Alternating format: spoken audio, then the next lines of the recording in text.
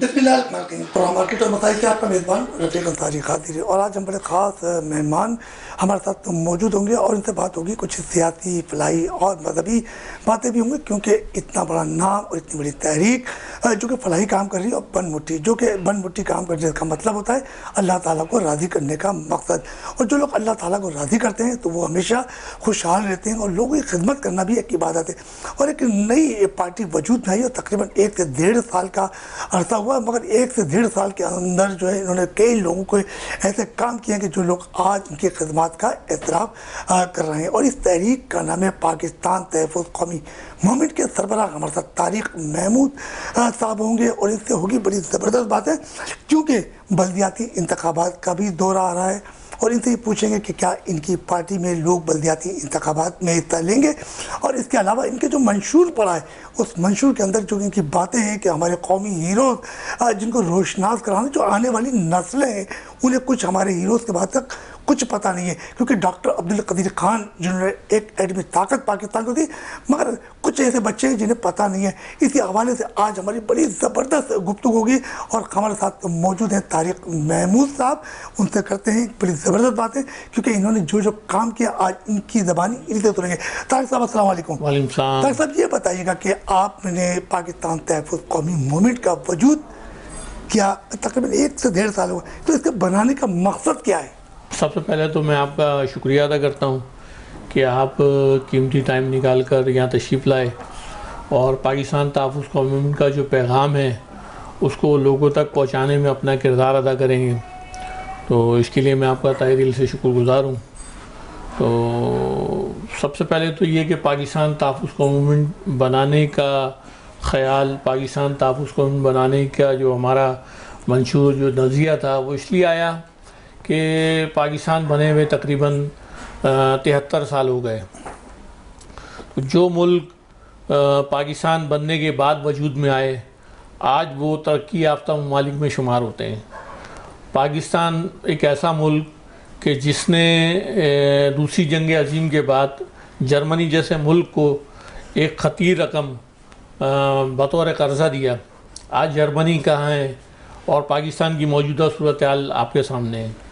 तो जो सीधा वजूहात हैं कि हमारे अंदर जो कौमी यकजहती का जो तसव्वुर था और पाकिस्तान की बुनियाद जो कि दो कौमी नज़रिए की बुनियाद पर रखी गई थी, हम अपने उस मकसद से, उस नज़रिए से पीछे हट गए, उसको फरामोश कर दिया और मुख्तलिफ़ इकाइयों में, कौमियतों में, रंग व नस्ल में तकसीम हो गए, जिसकी वजह से जो है वो आज मुल्क पाकिस्तान जिस तकलीफ़, जिस करब से गुज़र रहा है, तो इन तमाम सूरत हाल को देखते हुए हमने पाकिस्तान तहफ़्फ़ुज़ कौमी की बुनियाद रखी, ताकि हम जितनी भी तमाम तर कौमियतों को एक सोच पे, एक नुक्ते पे, एक नज़रिए पे जमा करें कि हम सबसे पहले पाकिस्तानी हैं। अच्छा तारिक साहब ये बताइए कि आपने तहफ़्फ़ुज़ पाकिस्तान कौमी मूवमेंट का वजूद तो आ गया, 1.5 साल का अर्सा गया, तो इसमें अभी 8 माह पहले कोरोना वायरस, जिसमें तकरीबन 18 मार्च 2020 से तमाम छोटे बड़े कारोबारी तजारती मरकज़ बंद हो गए, और एक अफरा तफरी हो गई, और कई बेचारे बेरोज़गार, और कई घर ऐसे थे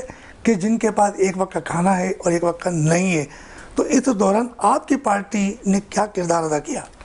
अल्हम्दुलिल्लाह अल्लाह का बड़ा एहसान है कि हमने अल्लाह की मदद से जो है पाकिस्तान तहफ़्फ़ुज़ कौमी मूवमेंट के प्लेटफार्म से बग़ैर कुछ रहनुमाई किए, बग़ैर कोई वो तस्वीरी सेशन किए, अल्हम्दुलिल्लाह हमने लोगों को फूड भी प्रोवाइड किया, अजनास भी तकसीम किया, और तकरीबन अल्हम्दुलिल्लाह ये अल्लाह का बड़ा एहसान है कि जब ये वबा पाकिस्तानी कौम इसमें इस मुश्किल में पड़ी, तो सबसे पहले पाकिस्तान तहफ़्फ़ुज़ कौमी मूवमेंट थी कि जिसने नेक्स्ट डे से ही जो है वो लोगों की जो है वो इमदाद का सिलसिला शुरू कर दिया था। और इमदाद का सिलसिला तो शुरू कर दिया आपने, तो तकरीबन कितने ऐसे घराने होंगे कि जो आपके साथ राब्ते में होंगे और रब्ता किया होगा, तो उनको क्या आपने बन मुट्ठी किया, या उसके अलावा उनकी अजनास के साथ साथ कुछ फाइनेंशियली भी मदद की आपने? जी अल्हम्दुलिल्लाह हमने जो है वो अजनास के साथ साथ जो है कुछ फैमिलीज़ ऐसी थी कि जिनको हमने फाइनेंशियली जो है वो सपोर्ट किया,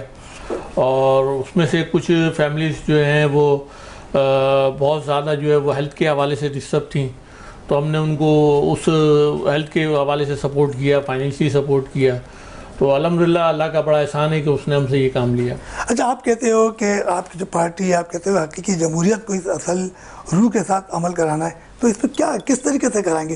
کیونکہ اس سے پہلے بھی بہت بڑی پارٹیاں ہیں تو جمہوریت کو درست تو نہیں کر پائیں، اور اگر آپ درست کرنے جا رہے ہیں تو کس طریقے سے کریں گے آپ؟ دیکھیے کیا نظریہ ہوگا آپ کا؟ دیکھیے سب سے پہلے ہماری جو کوشش ہے وہ لوگوں کو حقیقی اصلی جمہوریت جو ہے اس کے معنی سمجھانا، اس کے جمہوریت کس چیز کو کہتے ہیں. یہ جو ہمارے ملک میں آج جو ہے لوٹ کھسوٹ کا بازار جو گرم ہے، اور لوگ سمجھتے ہیں کہ جی وہ اگر ان سے اکاؤنٹیبلٹی کی بات کریں تو جمہوریت خطرے میں. یہ جمہوریت نہیں ہے. ہم اس جمہوریت کی بات کرتے ہیں کہ جب حضرت عمر فاروق رضی اللہ تعالیٰ عنہ سے سوال کیا جا سکتا ہے. تو آج ہم ایک چھوٹے سے MP سے سوال کریں تو جمہوریت خطرے میں پڑ جاتی ہے. ہم اس جمہوریت کی بات کرنا چاہتے ہیں. تو MP MLA تو سامنے ہی نہیں آتا، تو وہ جمہوریت کیا بتائیں گے؟ بس ہم اسی سسٹم کے خلاف ہیں. سسٹم کے خلاف تو ہے، تو ان کے متعلق کوئی سسٹم تو سوچا ہوگا نا آپ نے؟ جی بالکل. عوام کو بتانے کے لیے کوئی آگاہی تو مہم شروع کی ہوگی؟ جی بالکل. ہم نے اس حوالے سے جو ہے وہ باقاعدہ جو ہے رابطہ مہم شروع کی بھی ہے. ہمارا سب سے پہلی ہماری کوشش جو ہے وہ یہ ہے کہ ہم لوگوں کو موٹیویٹ کریں. ہم لوگوں کا جو مائنڈ سیٹ دیکھیں، ایک چیز اگر ایک کسی باؤل کے اندر ایک پانی رکھا ہوا ہے تو آپ اس کے اندر کوئی دوسری شے نہیں ڈال سکتے. تو ہم پہلے اس چیز کو نکالنا چاہتے ہیں، پھر لوگوں کو جن وجوہات کی بنا پہ آج ہماری جو نسلوں کا مستقبل داؤ پہ لگا ہوا ہے، اور جس طرح سے جو ایک جھوٹی جمہوریت کو ایک لبادہ پہنا کے عوام کے سامنے پیش کیا جاتا ہے، ہم لوگوں کے ذہنوں سے وہ چیز نکال کر ہم لوگوں کو اصل چیز جو ہے اصل جمہوریت سمجھانا چاہتے ہیں. طارق صاحب، آپ ایک ملیر کے علاقے سے ہیں، ماڈل کالونی. اتنا بڑا ملیر کا جو علاقہ ہے، یہاں پر گندگی کے ڈھیر ہیں، سڑکیں ٹوٹ پھوٹ کا شکار ہیں، آئے دن مختلف وبا پیدا کی ہے. تو ایک آپ نے تحریک بنائی ہے، تو اس تحریک کے ذریعے آپ نے کبھی سوچا کہ ان MP MLA اعلیٰ افسران سے بات کر کے یہاں کے مسائل کو آگاہ کیا جائے؟ تو کبھی اس سلسلے میں کسی بڑی اعلیٰ افسران سے رابطہ ہوا؟ جی الحمدللہ. اس حوالے سے ہماری جو ہے وہ مختلف ڈپارٹمنٹ سے جو ہے وہ ہماری جو مرکزی کمیٹی ہے ان کے وہ باقاعدہ میٹنگز کرتے ہیں، ملاقات کرتے ہیں. اور اس حوالے سے آپ کو یقیناً شاید حیرانگی ہوگی کہ شاید پاکستان میں آج تک کسی بھی تنظیم نے تنظیمی انداز میں جو یہ معاملات عوامی ایشوز ہیں، ہم اس کو باقاعدہ جو ہے وہ اپنی معزز عدالتوں میں لے کے جا رہے ہیں. جس طرح سے آپ کا ایک A21 کا پانی کا ہمارا یہ ایشو ہے، اور دوسرا ملیر میں آپ نے دیکھا ہوگا کہ مصطفیٰ کمال صاحب جب میئر ہوتے تھے تو انہوں نے پانی کی ایک لائن ڈالی تھی جو اربوں روپے کا ایک منصوبہ تھا. تو آپ کو سن کے حیرانگی ہوگی کہ اس لائن کے اندر صرف ایک ہی دن، جس دن اوپننگ ہوئی اس دن پانی آیا ہے. ایک دن جس دن اوپننگ، اس کے بعد پانی نہیں آیا. تو پھر ملیر کی علاقے کے عوام جو ہے تو کیوں نہیں کھڑی ہوئی؟ کیا وجہ تھی؟ دیکھیں، میں نے آپ سے کہا نا کہ اصل چیز یہ کہ یہ جو ہمارا جو سب سے بڑا المیہ یہ ہے کہ ہم ایز اے پاکستانی قوم جو ہے وہ تقسیم ہو گئے. تو لوگ احتجاج کرتے ہیں مختلف گروپوں میں، مختلف اس میں. تو ہم چاہتے ہیں کہ لوگ ایک سوچ پہ، ایک اس پہ جمع ہو جائیں بلا کسی رنگ و نسل پہ، اور اپنے مسائل پہ مل کے بات کریں. نہ کہ کوئی اردو بولنے والا مہاجر جائے کہ جی ہمارا یہ مسئلہ ہے، سندھی بولنے والا سندھی جائے، پشتو بولنے والا پشتو جائے. نہیں، ہمیں ان تمام قومیتوں کو ایک پلیٹ فارم پہ جمع کر کے پھر مسائل پہ ہم آواز اٹھانا چاہتے ہیں. طارق صاحب، اتنی بڑی جدوجہد کے لیے تو آپ کو بڑی مشکلات کا سامنا ہوگا، پھر تو آپ کیا کریں گے؟ دیکھیں، ہر مشکل کے ساتھ آسانی ہوتی ہے. تو اگر یہی بات ہمارے بڑوں نے سوچی ہوتی تو آج پاکستان معروض وجود میں نہیں آتا. سن 1857 میں جب ہمارے بڑوں نے تحریک پاکستان کا خیال دل میں آیا تو اب آپ اندازہ کر سکتے ہیں کہ اس وقت کیا حالات، کیا معاملات تھے. تو ہم بھی انہی کی اولادیں ہیں، انہی کے ہم یہ خون کا دریا بر کر کے ہم نے یہ ملک حاصل کیا ہے. تو طارق صاحب، ابھی 1 سے 1.5 سال ہوا ہے، تو یہ تحریک کو بنانے میں مشکلات تو بڑی سامنے آئی ہوگی. کچھ لوگوں کی ٹھیس بھی آئی ہوگی کہ بند کرو، ختم کرو. تو آپ نے بڑا حوصلہ رکھا ہوا ہے. تو کیا مطلب کوئی مشکلات کتنی آئی ہے آپ کو؟ کتنی مشکلات درپیش ہے ابھی بھی آپ کو؟ ایک گلی کوچوں میں جاتے ہوگے، کارکنان کو بناتے ہوگے، انہیں اپنا منشور پیش کرتے ہوگے، تو کچھ لوگ آپ کی طرف راغب ہوئے؟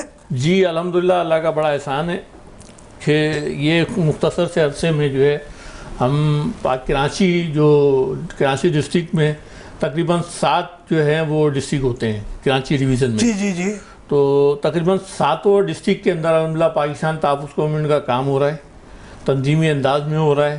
باقاعدہ کراچی سے باہر بھی لوگ رابطہ کر رہے ہیں، اور ہم جو ہے اپنی تنظیمی استعداد کے مطابق جو ہے چیزوں کو مقصد طے کر رہے ہیں کہ ہم کس طرح سے کراچی کو کور کرنے کے بعد پھر ہم حیدرآباد سے پھر مختلف جو اضلاع اس میں انشاءاللہ تعالیٰ جائیں گے. طاہر صاحب، یہ جو ایک تحریک ہوتی ہے، ایک موومنٹ بنائی جاتی ہے، تو اس کے لیے بڑا وقت دینا پڑتا ہے، اور اس میں پھر بڑے بڑے لوگوں کو کنوینس کرنا پڑتا ہے، اور اس میں بہت سے اونچ نیچ بھی ہوتی ہے. تو کیا ان تمام پہاڑوں کو عبور کرو گے؟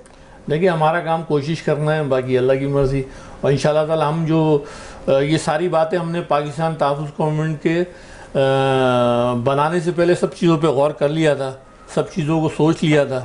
تو الحمدللہ اب ہم جو ہے وہ اس کے لیے ہمیں چاہے کتنی بڑی قربانی دینی پڑے تو ہم اپنے ملک کے لیے، اپنی آنے والی نسل کے لیے انشاءاللہ تعالیٰ جدوجہد جاری رکھیں گے، اور کسی بھی قربانی سے انشاءاللہ دریغ نہیں کریں گے. اچھا طاہر صاحب، آپ نے تو بتایا کہ آپ کی 7 ڈسٹرکٹ جتنے آپ کی جو ہے وہ اس وقت کارکنان کام کر رہے ہیں، ممبر سازی کی جا رہی ہے، تو کیا ایک بلدیاتی نظام، جسے آپ کہتے ہیں ابھی ایڈمنسٹریٹر ہیں، بلدیاتی نظام ختم ہو چکا ہے، آنے والے وقتوں میں کیا کوئی آپ کی جو تحریک ہے پاکستان تحفظ قومی موومنٹ کی نمائندگی بلدیاتی الیکشن میں ہوگی، یا صرف اور صرف آپ فلاحی کاموں پر توجہ دیں گے؟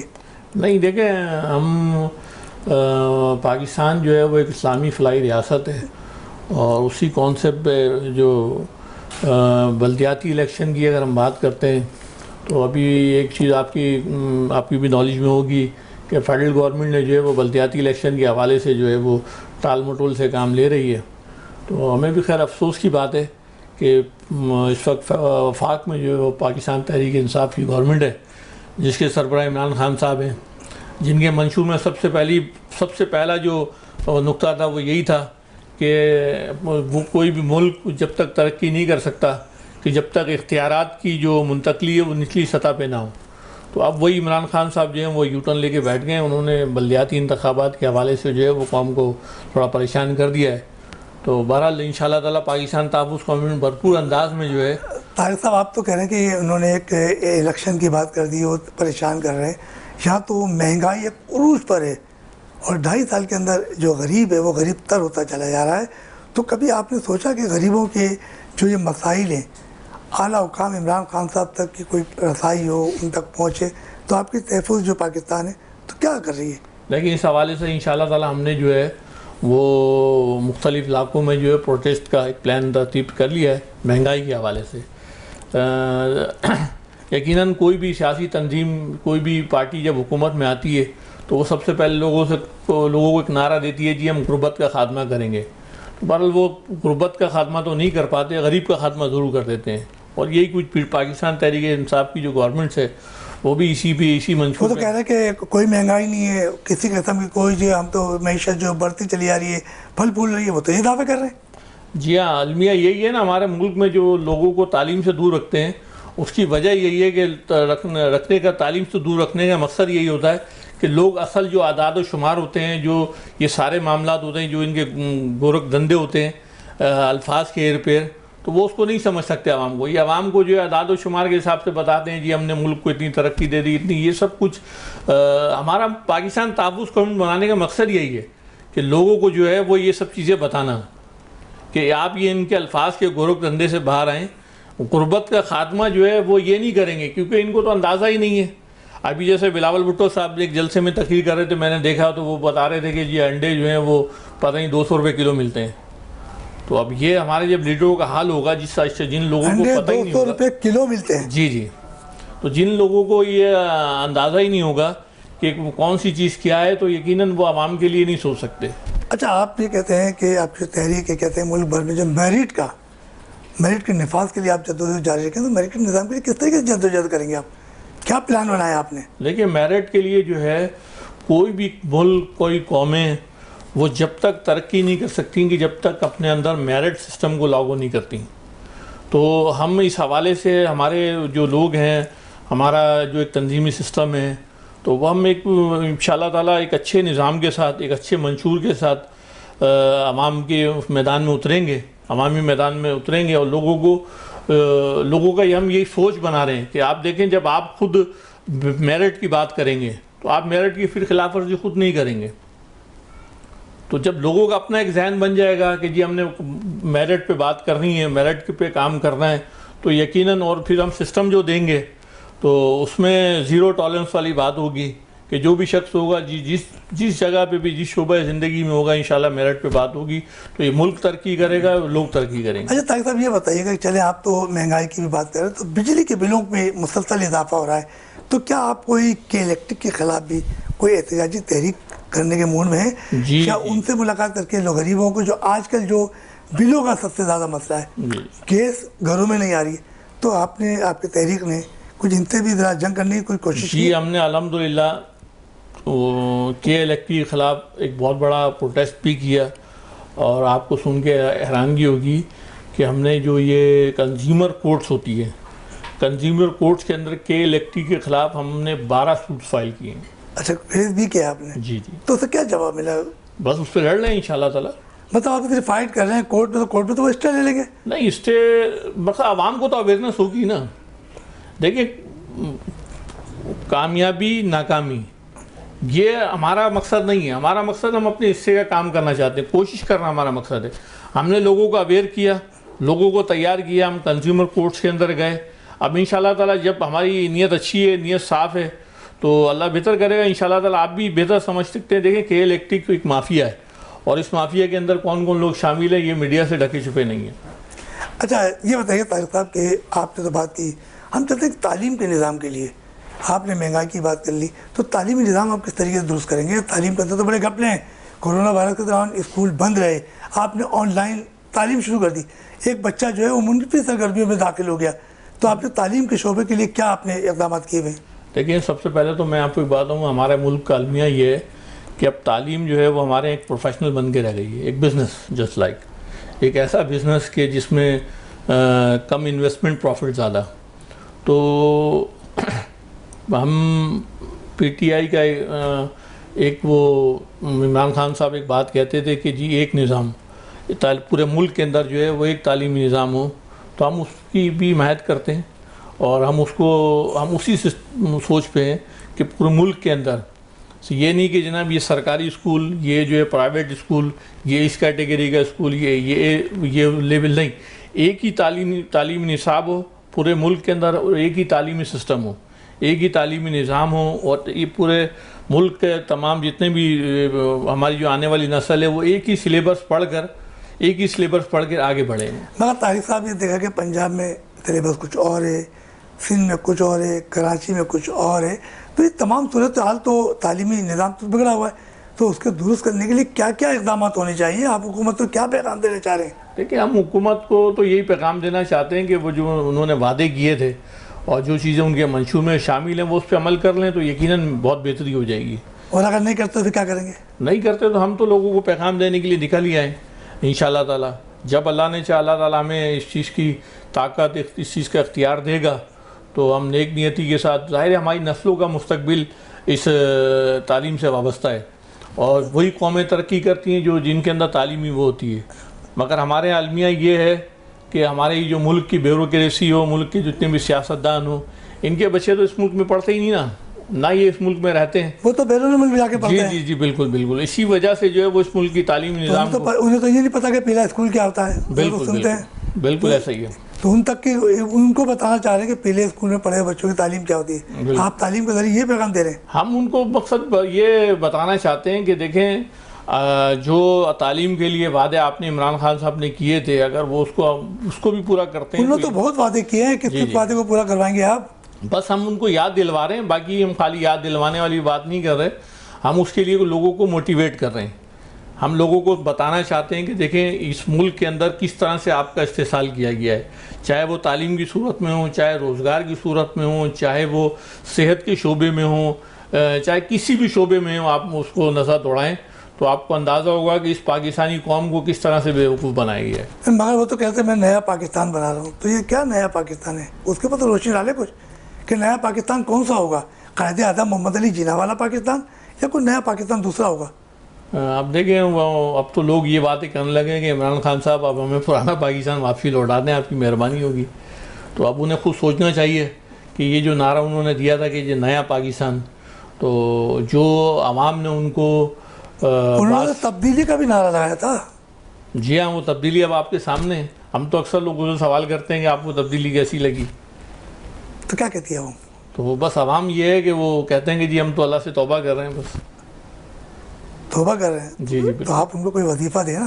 نہیں، ہم نے وظیفہ دیا ان کو پاکستان تحفظ گورنمنٹ کا کہ یہ ایک ایسا وظیفہ ہے، اگر آپ اس پہ عمل کریں گے تو انشاءاللہ تعالیٰ آپ کی جو آپ کا خود کا بھی اور اس ملک کا اور ہماری آنے والی نسلوں کا مستقبل اسی میں ہی ہے. چاہے وہ پاکستان تحفظ گورنمنٹ کا پلیٹ فارم ہو یا ادروائز کوئی اور تنظیم بھی ہو، جو اس نظریے کو کہ جو آپ کا قومی یکجہتی کی بات کرے، لسانیت کے خاتمے کی بات کرے، فرقہ واریت کے خاتمے کی بات کرے، وہ چاہے وہ کوئی بھی تنظیم ہو، تو پاکستان تحفظ گورنمنٹ بھی اس کے ساتھ ہے.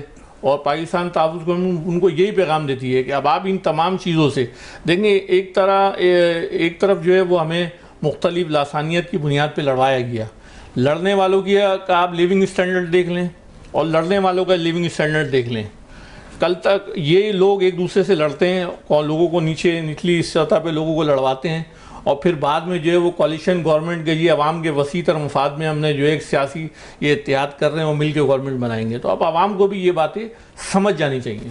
مگر 2.5 سال کا عرصہ ہو گیا، ہمارا بلدیاتی نظام ٹوٹ پھوٹ کا شکار ہو گیا. میرا کراچی صاحب تھے، ان کے پاس سابق جو میئر تھے میرا وسیم اختر صاحب، ان کو جو ہے کسی قسم کے اختیارات نہیں دیے گئے. وہ روتے رہتے تھے کہ میرے پاس اختیارات نہیں ہے، سڑکیں ٹوٹ پھوٹ کے مینجمنٹ کچرا پڑا ہوا ہے. تو ایک پیپلز پارٹی کی حکومت ہے سندھ کے اندر، کراچی میں بھی ہے. تو کیا انہوں نے کوئی کراچی کی بھلائی کے لیے کام کیا ہے، سندھ کی بھلائی کے لیے یا عوام کی بھلائی کے لیے وہ کچھ کام کر رہے ہیں؟ ہم عمران خان صاحب کو تو بولے جا رہے ہیں، تو سندھ حکومت بھی تو ہے، تو اس کا کیا کام ہے؟ دیکھیں، کراچی کے حوالے سے بالخصوص جو ہے وہ جو اس وقت ابتر صورتحال ہے، یقیناً وہ کسی سے بھی ڈھکی چھپی نہیں ہے. اس کی بہت ساری وجوہات ہیں. جو ایک سیاسی ایک لڑائی جس کا شکار کراچی شہر ہمیشہ سے رہا ہے. تو بہرحال ہم تو خیر پورے ملک کی بات کرتے ہیں. کراچی سے کشمور تک جو حال پیپلز پارٹی نے اس صوبے کا کیا ہے تو وہ یقیناً سب کے سامنے ہے. تو ہم المیہ یہ ہے کہ کراچی شہر میں وہ لوگ حکومت کرتے ہیں کہ جو یہاں سے ووٹ ہی نہیں لیتے، جو کہ ووٹ جو ہیں وہ دوسری جگہ سے منتخب ہو کے اور پھر کراچی شہر میں آتے ہیں. تو بہرحال یہ ایک بہت بڑا ایک وہ لڑائی ہے یہ کہ کراچی جو کہ اس وقت پاکستان کو چلانے والا ایک شہر ہے. تو بڑا دکھ ہوتا ہے کہ ایک انٹرنیشنل شہر اور جس شہر کے لوگ پڑھے لکھے لوگ آج ہمارے شہر کراچی کے اندر ٹرانسپورٹ کی ایک بدترین صورتحال ہے. لوگ بسوں کی چھتوں پہ سفر کرتے ہیں، آئے دن حادثات کا شکار ہوتے ہیں. تو خیر اس کے علاوہ اور بھی بہت ساری چیزیں ہیں. آپ بزنس کمیونٹی کو آپ دیکھیں کہ وہ مختلف انداز سے ہراساں کی جاتی ہے. پہلے کے جو لوگ تھے وہ سیاسی انداز میں بزنس کمیونٹی کو تنگ کرتے تھے، اور اب جو ہے آپ کرنگ انڈسٹریل ایریا چلے جائیں، سائڈ ایریا چلے جائیں، وہاں مختلف گروپس ہیں کہ جو انڈسٹریز کو ڈسٹرب کرتے ہیں، پریشان کرتے ہیں. تو یہ بہت سارے معاملات ہیں. تو پاکستان پیپلز پارٹی تو دیکھیں وہ سنجیدہ ہے ہی نہیں کراچی کے معاملات کو لے کر. تو انشاءاللہ تعالیٰ اللہ بہتر کرے گا. ہمارے ساتھ طارق محمود صاحب سے بھی ہماری گفتگو کا سلسلہ جاری رہے گا، کیونکہ بڑی اچھی باتیں کر رہے ہیں. انہوں نے بہت سی باتیں بتائیں کہ پاکستان تحریک انصاف ہو یا پیپلز پارٹی ہو، ہمیں صرف اور صرف غریب عوام کے تحفظ چاہیے اور ان کے مقاصد کسی طریقے سے بھی حل کیے جائیں. چلتے میں ایک چھوٹے سے بریک کی طرف، وہ بریک سے واپس آئیں گے اور اپنی گفتگو کا سلسلہ جاری رکھیں گے.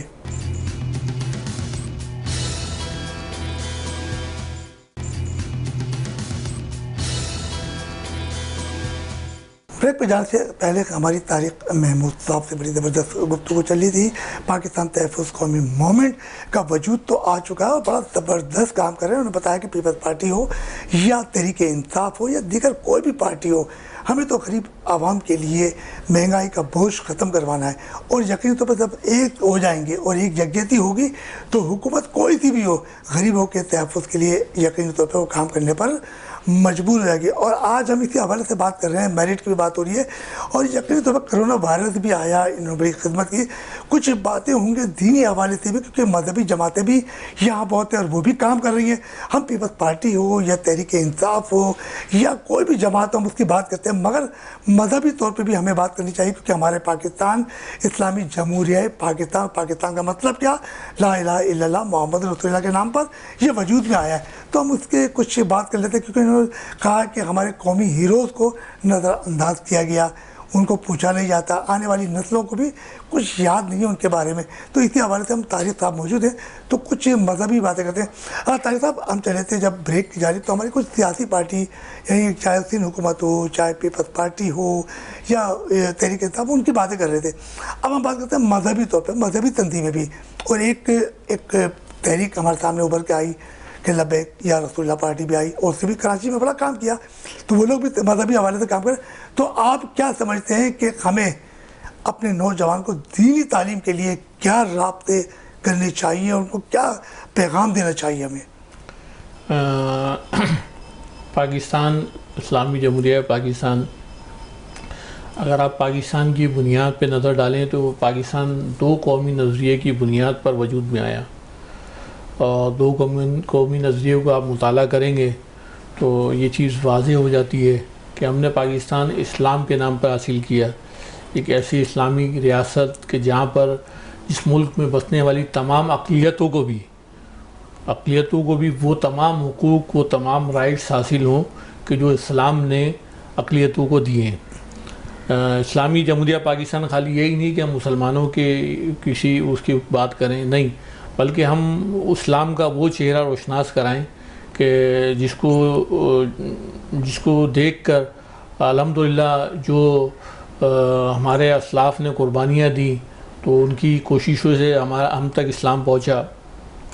تو آپ نے بھی دیکھا ہوگا کہ پاکستان بننے کے بعد سے چند جو لبرل قوتیں، سیکولر قوتیں ہیں جو پاکستان کے ایک اسلامی تشخص کو ختم کرنا چاہتے ہیں، تو اس کے لیے الحمدللہ اللہ کا بڑا احسان ہے کہ پاکستان تحفظ کمیونٹی نے ہر موقع پہ، ہر میدان میں ان کو بھرپور انداز میں جواب دیا ہے۔ جیسے ابھی کچھ عرصے پہلے آپ نے دیکھا ہوگا کہ خواتین، جو کچھ لبرل ٹائپ کی خواتین تھیں، انہوں نے کہ جی میرا جسم میری مرضی کا ایک نعرہ لے کے وہ میدان میں آئی تھیں، تو الحمدللہ پاکستان تحفظ کمیونٹی نے اس پہ بڑا پروٹیسٹ کیا، اور ہم نے یوم حیا مارچ کا اعلان کیا تھا کہ جو ایک بڑا کامیاب معاشرہ، ایک بڑا اچھا ہم نے میسیج دیا۔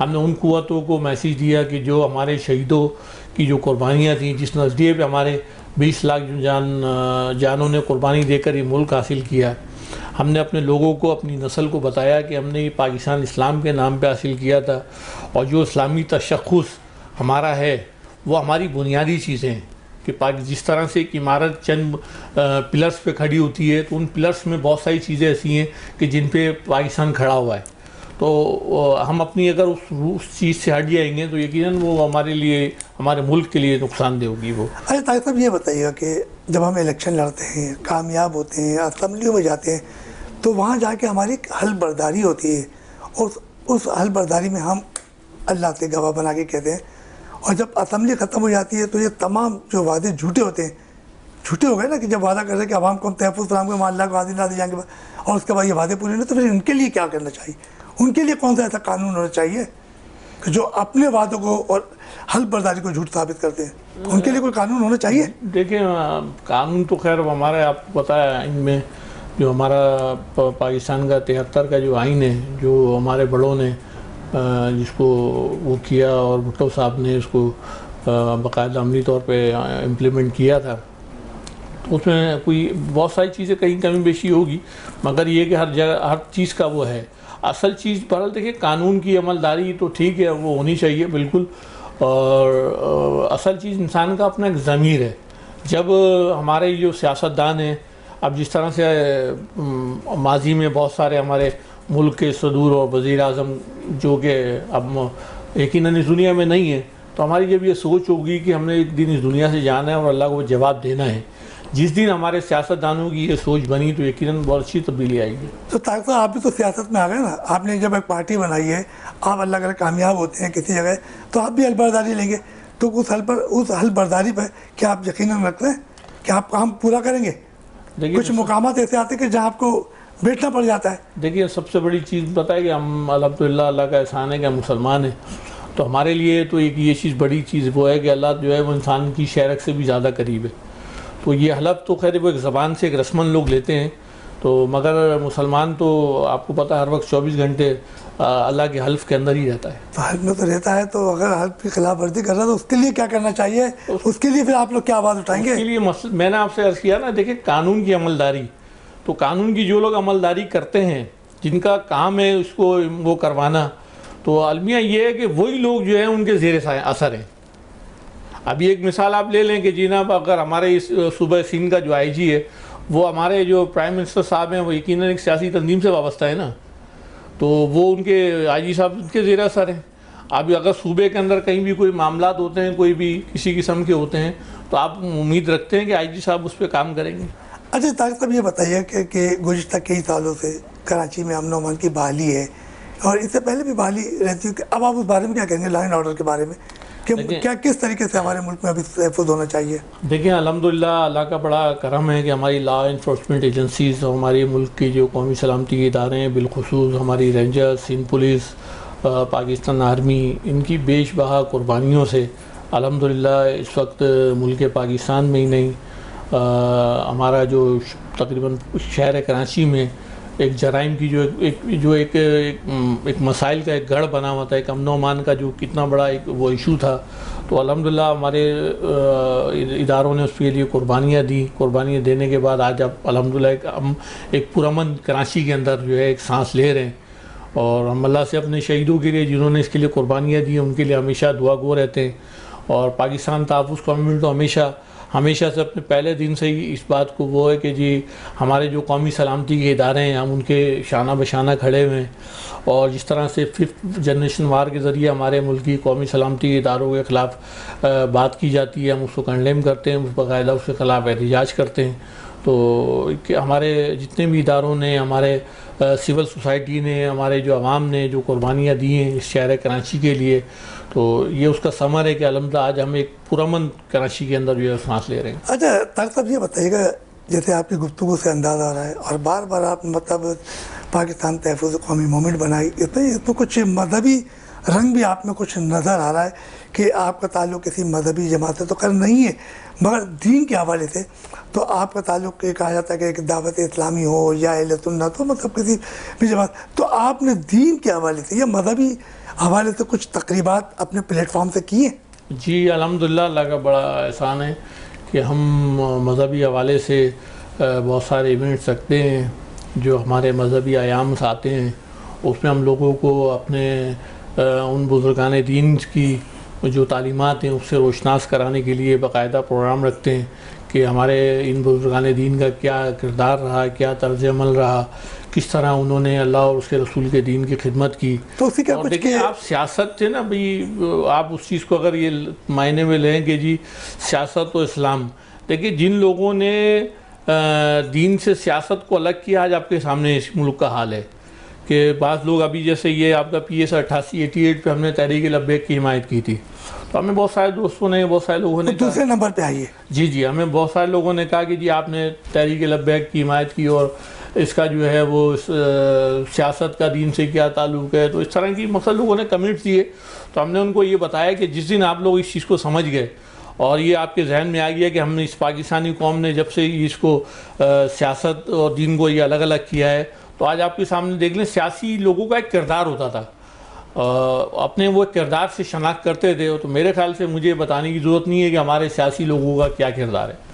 تو آپ یہ سمجھتے ہیں کہ جیسے ربیع الاول آئی, رمضان المبارک ہے, تو اس میں آپ کی کیا ایکٹیویٹیز ہوتی ہے؟ دیکھیں رمضان المبارک میں تو ہمارا جو ٹوٹل جو وہ توجہ ہوتی ہے وہ ہوتی ہے کہ ہماری ایک اجناس تقسیم مہم ہوتی ہے, راشن تقسیم کی, اور جو غریب آبادیاں ہیں, جو ہمارے مسلمان بھائی جو عید سعید کی خوشیوں میں ہم انہیں اپنے ساتھ شامل کرنا چاہتے ہیں, تو اس میں ہم گفٹس وغیرہ تقسیم کرتے ہیں, فائنینشلی ان کی ہیلپ کرتے ہیں جو اللہ کی توفیق سے. تو اپنی مدد آپ کے تحت یا عوام کے کچھ مدد کے تحت؟ جی اس میں ہمارے اپنی مدد آپ کی ہوتی ہے, اور کچھ ہمارے جو احباب ہیں جو ہمیں فائنینشلی سپورٹ کرتے ہیں اس حوالے سے, تو ان کی مدد سے ہم اپنا جو ان کا دیا ہوا جو مال ہوتا ہے وہ مختلف لوگوں تک پہنچاتے ہیں. ربیع الاول میں 12 ربیع الاول کے حوالے سے ہم کچھ پروگرامات منعقد کرتے ہیں, اور مختلف ایریاز میں جو ہے وہ استقبالیہ کیمپس لگاتے ہیں وہاں پہ. اور پاکستان تحفظ کا موومنٹ جو ہے وہ اپنے آپ کو مذہب سے الگ نہیں سمجھتی. الحمدللہ مجھے بھی فخر ہے, مجھے اعزاز حاصل ہے کہ میری جو ایک مذہبی تربیت ہے الحمدللہ میں حضرت امیر مولانا محمد الیاس قادری صاحب سے مرید ہوں. اچھا, مطلب دعوت اسلامی. جی الحمدللہ میں سے مرید ہوں, اور دعوت اسلامی کا جو ایک کردار ہے وہ تو سیاسی وہ تو آپ دیکھیں پوری دنیا کے سامنے جو اس وقت جو لبرل لوگ بھی جو ہیں وہ الحمدللہ جس طرح سے کورونا کے اندر آپ نے دیکھا ہوگا کہ انہوں نے تھیلیسیمیا کے حوالے سے اور غریب اور راشن کی تقسیم کے حوالے سے انہوں نے بھی اپنا کام کیا, اور جس انداز سے وہ نوجوان نسل کی تربیت کر رہے ہیں تو یقیناً ہمیں بہت ساری امیدیں ان سے وابستہ ہیں, کیونکہ جب سوچ تبدیل ہوتی ہے تو سسٹم تبدیل ہوتا ہے. اچھا طارق صاحب یہ بتائیے گا کہ آپ نے تو مذہبی بات بھی کر لی, کبھی ذہن میں آیا ہے کہ آپ کسی بچوں کے لیے کھیلوں کے میدان آباد کریں, اور جب جہاں کھیلوں کے میدان آباد ہوتے ہیں تو وہاں کے اسپتال ویران ہوتے ہیں, تو کبھی آپ نے دیکھا کہ جب سیاسی طور پہ کھیلوں کی سرگرمیاں بھی ہوں تو اس بارے میں کبھی سوچ رکھی ہے آپ نے؟ جی الحمدللہ ہم نے یہ جو چند گراؤنڈ جو چائنا کٹنگ سے محفوظ رہ گئے ہیں اس کو پاکستان تحفظ گورنمنٹ مختلف ایونٹس کے ذریعے آباد کرتی ہے. ابھی ہم نے کورنگی نورانی بستی گراؤنڈ میں جو ہے وہ کرکٹ ٹورنامنٹس کا انعقاد کیا تھا, اس طرح لانڈی کے اندر ہم نے فٹ بال ٹورنامنٹس کا انعقاد کیا تھا, اور ابھی انشاءاللہ تعالی ہمارا جو ہے وہ کچھ ہاکی کے کچھ گروپس وغیرہ ہیں وہ ہم سے رابطے کر رہے ہیں. تو ہم مقصد لوگوں کے اندر ایک پازیٹیو سرگرمیاں ہم چاہتے ہیں کہ ہماری نوجوان نسل کہ جو موبائل چھوڑ کے بھی جو ہے نا تھوڑا سا باہر کھیلوں میں حصہ لیں, تو کوشش کر رہے ہیں انشاءاللہ تعالی.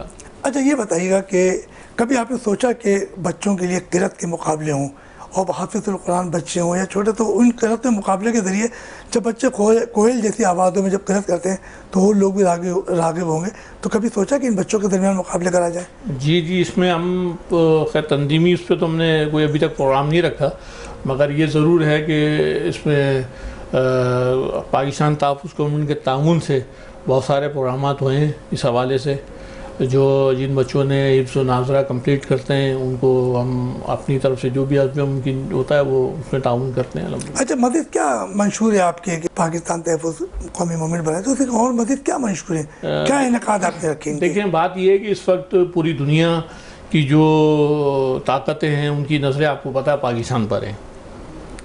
دراصل پاکستان ہم جو سمجھتے ہیں اور ہم نے جو پڑھا ہے دیکھا ہے اپنے بزرگوں سے سنا ہے, پاکستان اگر آپ یہ کہیں کہ کوئی خطہ ہے زمین کا نام ہے تو ایسا نہیں ہے.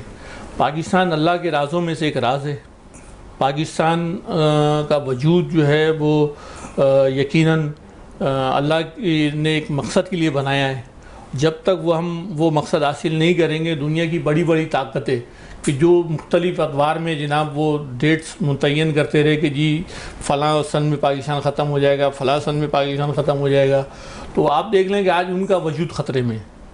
پاکستان بھلے ٹھیک ہے ہمارے اندر بہت ساری لڑائیاں ہیں, بہت ساری اس میں چیزوں میں ہم تقسیم ہو گئے ہیں, بہت سارے خرابیاں ہمارے اندر پیدا ہو گئی ہیں, مگر یہ اللہ کا بڑا کرم ہے, اللہ کا اس کے رسول کا کرم ہے کہ پاکستان آج بھی ایک طاقتور عظیم ملک کے طور پہ جانا پہچانا جاتا ہے. جس طرح سے ابھی آپ نے دیکھا ہوگا امن ٹیک کی جو ہماری جو وہ سیٹیں وہ ہوئیں اس میں تقریباً 45 ممالک کی نے شرکت کی. پھر ابھی ہماری جو راجستھان بارڈرز پہ جو ہماری پاک آرمی کی جو وہ چیزیں ہو رہی ہیں, تو یہ الحمدللہ اللہ کا احسان ہے. اور ہم تو لوگوں کو یہی بات بتانا چاہتے ہیں کہ دیکھیں پاکستان جو ہے وہ اللہ کے رازوں میں اس سے ایک راز ہے, اس نعمت کی قدر کریں. اگر آپ نے آزادی کی نعمت پوچھنی ہے, اس کی قدر پوچھنی ہے, تو آپ فلسطینی بھائیوں سے پوچھیں, اپنے کشمیری بھائیوں سے پوچھیں, تو آپ کو اندازہ ہوگا کہ آزادی کیا چیز ہے, آزادی کس نعمت کا نام ہے. اچھا یہ بتائیے کہ آپ نے بڑی زبردست باتیں کی ہیں, ہم چلتے ہیں تھوڑی سی بزنس کی طرف یعنی کاروباری طرف پہ.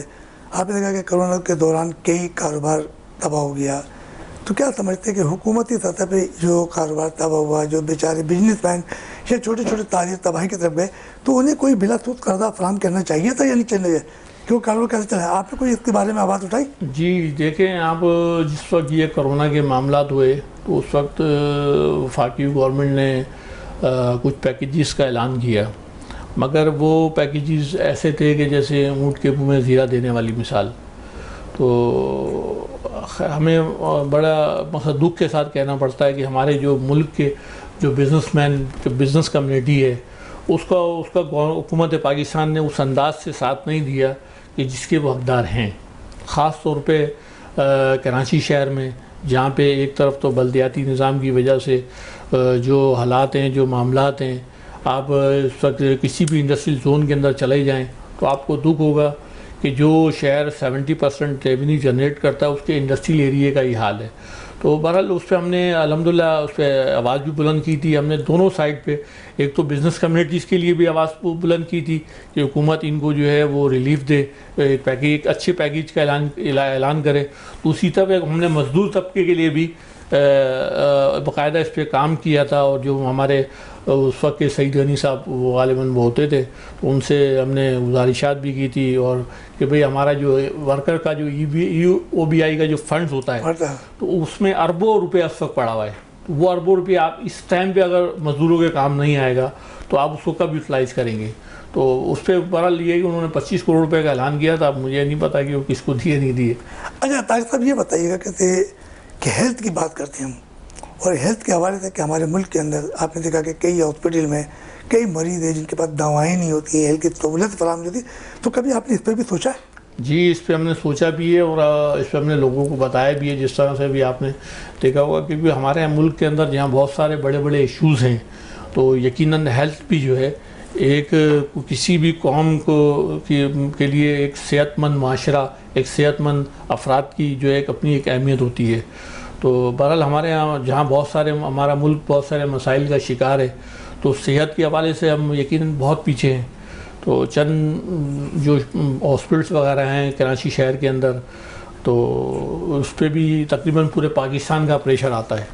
تو آپ دیکھیں کہ اس میں صحت کے حوالے سے اس میں بھی یہی معاملہ چلتے ہیں. فیڈرل گورنمنٹ سندھ گورنمنٹ سے لڑتی ہے, سندھ گورنمنٹ فیڈرل گورنمنٹ سے لڑتی ہے. اربوں روپے کی دوائیاں جو ہیں وہ آپ دیکھیں کہ سکر کے قبرستانوں میں ملتی ہیں.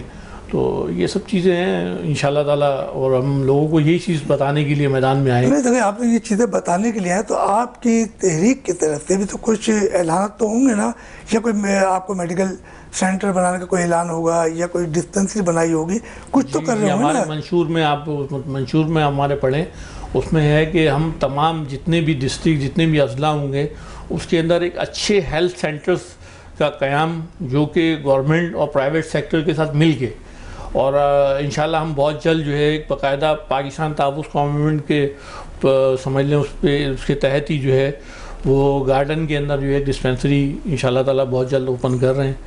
کہ وہاں جو غریب لوگ ہیں ان کو فری آف کاسٹ جو ہے ان کا علاج اور جو بھی اس کی سہولیات ہیں وہ انشاءاللہ پرووائڈ کریں گے. اچھا, کبھی سوچا ہے کہ آپ نے کہ چلو بچوں کے لیے اگر تعلیم میں بڑا نقصانات ہو رہے ہیں, پیسے نہیں ہیں, تو کبھی ان کو فری ٹیوشن سینٹر کے لیے کوئی طلباء جیسے ذہین طلباء رکھ لیے جائیں یا ٹیچر رکھ لیا جائے, تو کبھی ذہن میں پروگرام بنایا ہے؟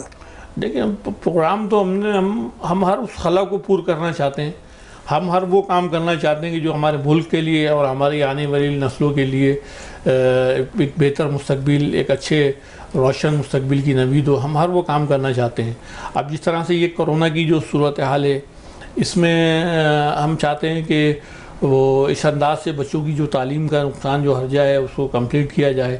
اس میں ہم پرائیویٹ سیکٹر سے بھی لوگ کچھ ہیلپ لے رہے ہیں کہ ہم جو ہے وہ کچھ سینٹرز بنائیں وہاں پہ, اور وہاں پہ باقاعدہ سوشل ڈسٹینس اور تمام طرح SOPs کو مد نظر رکھتے ہوئے ہم بچوں کو جو ہے وہ تعلیم کی جو سہولیات ہیں وہ ان کو پرووائڈ کریں. اچھا تاکہ ہم ہمارے پروگرام کا وقت بھی ختم ہو, چلتے چلتے ایک بات کرتے ہیں آپ سے کہ پاکستان سپر لیگ کا انعقاد, اور جس میں غیر ملکی کھلاڑی بھی آئے تھے, ساؤتھ افریقہ کی ٹیم میں, تو کھیلوں کی سرگرمیوں کے حوالے سے کراچی کو کیسا دیکھ رہے ہیں آپ؟ دیکھیں کھیلوں کی سرگرمی کے حوالے سے الحمدللہ یہ ہمارے قومی سلامتی کے ادارے اور ہماری لا انفورسمنٹ ایجنسیز کی قربانیاں ہیں کہ ہمارا جو دشمن تھا اس نے صرف پاکستان نہیں بلکہ پاکستان کے ہر ایک شعبے، خاص طور پہ کھیلوں کے شعبے کو بڑی طرح متاثر کیا دہشت گردی کے ذریعے. تو الحمدللہ ہمارے اداروں کی قربانیوں کا نتیجہ ہے کہ آج پھر ہمارے جو کھیلوں کے گراؤنڈز ہیں وہ آباد ہو رہے ہیں اور لوگ جو ہیں وہ صحت مند سرگرمیوں کی طرف واپس لوٹ رہے ہیں. تو انشاءاللہ تعالی اللہ نے چاہا ہم اپنے اداروں کے لیے دعا کرتے رہیں گے اور انشاءاللہ ہمیں اپنے قومی سلامتی کے اداروں پہ بڑا بھروسہ ہے کہ انشاءاللہ وہ جو ہے اس ملک کی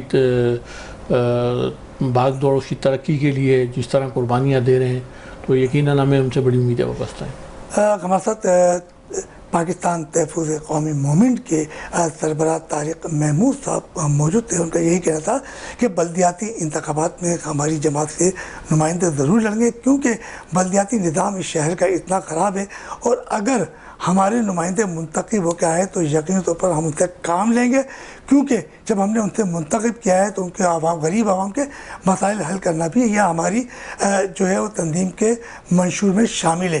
بلکہ انہوں نے یہ بھی کہا کہ ہماری جو فورسز ہے ان کا بھی ایک بڑا کارنامہ ہے کہ انہوں نے کراچی امن و امان کی بحالی میں بڑا اہم رول ادا کیا اور بلکہ پاکستان میں جو کھیلوں کی سرگرمیاں آباد ہوئی ہے اور جو کہا جاتا ہے کہ پاکستان جو ہے وہ امن و امان کے حوالے سے ایک بہتر ملک نہیں ہے مگر اب دنیا بھر کے یہاں کھلاڑی بھی آ رہے ہیں اور یہ ثابت کر رہے ہیں کہ پاکستان ایک پرامن ملک ہے. اور ان کا یہ بھی کہنا ہے کہ پاکستان تحفظ قومی موومنٹ کسی طریقے سے الیکشن کے ساتھ ساتھ جو ہے مذہبی ہو یا رمضان المبارک ہو کوئی بھی آفت ہوگی وہاں اپنی غریب عوام کے ساتھ کھڑی ہے.